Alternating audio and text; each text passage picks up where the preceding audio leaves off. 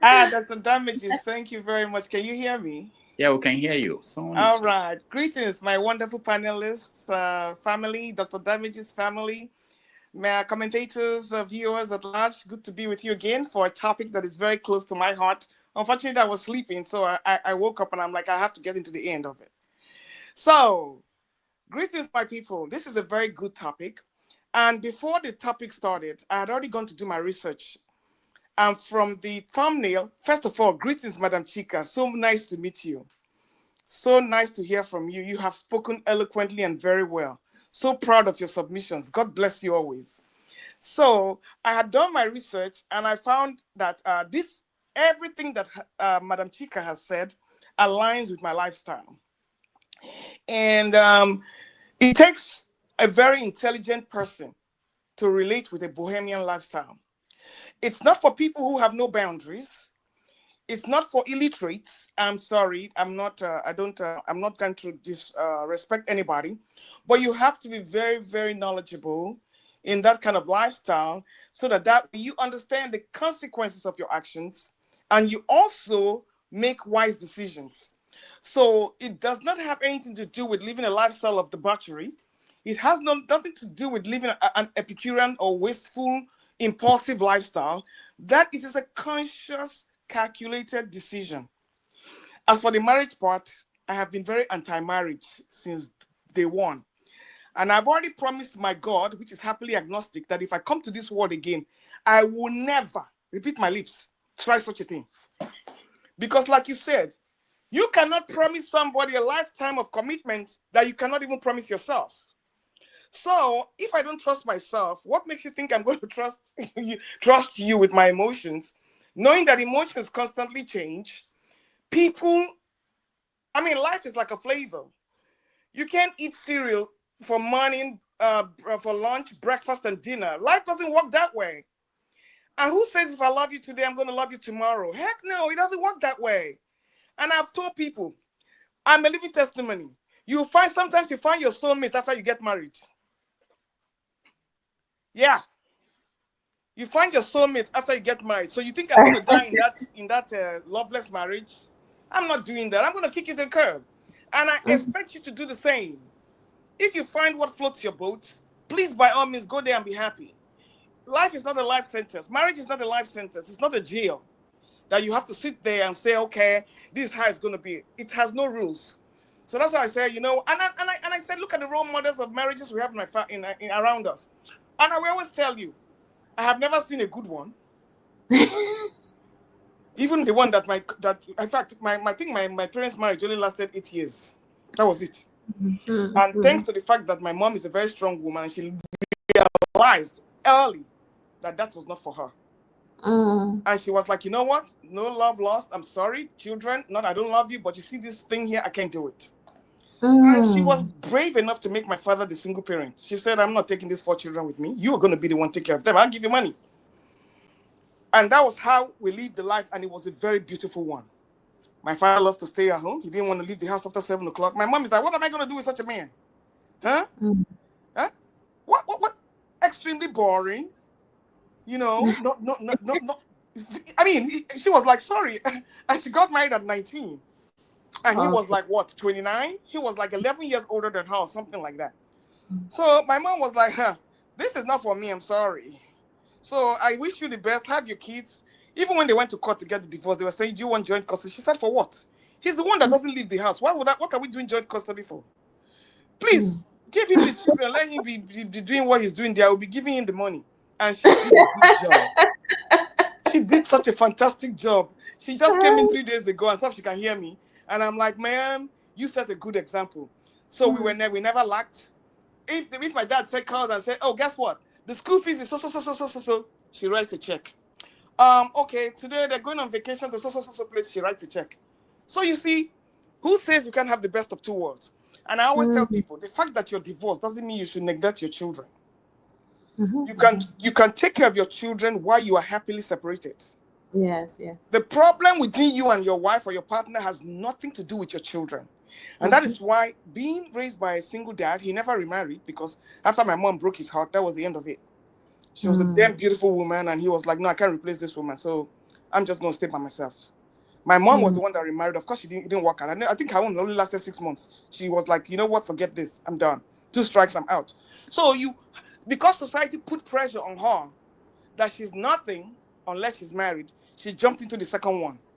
And we all know the statistics for second marriages, 50% divorce rate. We know the statistics for third marriages, 75% divorce rate. So in other words, what they're trying to tell us is that you're jumping from frying pan to fire. I would never. And I told my daughters, I said, you know what, if you want to do, first of all, I grew up in a Catholic home and my dad was Protestant. It was good for a while, just because I had to obey my parents. As soon as I was on my own, I ditched all those things. My mom took the kids, they were taken to the Catholic church. When they go there, all they're doing, they're on their phones. So what I'm trying to say, you cannot force religion on anybody. Okay. That call to Jesus moment or whatever it is, or is it on the road to Damascus? I want to call it. Just like people are going to Damascus, some people are returning from Damascus.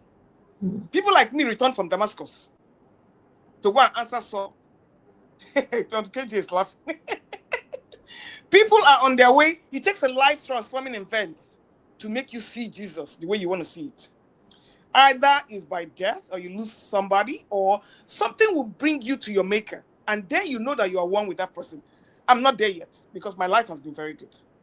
So it means whatever life I'm living, the Bohemian lifestyle is working for me. Oh. It is working for me. I'm anti-marriage. I cannot stand that institution. In fact, when I see people, they look like they are miserable, they're in bondage.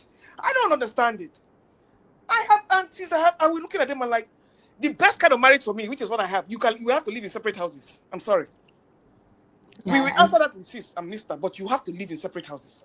I like that dating. I want to come see you. You want to come see me. And when I'm not there, whatever happens is not my business. And when you're not here, whatever happens in my house is not your business. So I have to do me. And if the children are watching, that's fine. You will make your own decision. By the time you try it, if it doesn't work for you, you will go to plan B. You will find your own way. You can only tell children what to do because they're minors. Once they get older, there's nothing you can do. I have one that told me at 10 years old she was a lesbian. I said, knock yourself out. The next thing she changed to boys. I said, huh? Oh, you don't change? Oh, welcome, man. I didn't force, because all these influences out there are all out there. Let them go and try. When they go, they will learn from their mistake. And you see, and people say, oh, STDs, oh, this one. I work in the medical field, thank God. And that is not a stigma anymore. People come there, give birth, they have all kinds of things. We don't treat them any differently. They're living their lives. So as long as you did not invent the disease, I don't think there's anything you should be ashamed of. Somebody gave it to you. You weren't born with it. And even if you're born with it, it is not something that you can control. So are you going to say because you're going to die on the war front, you're not going to go to war?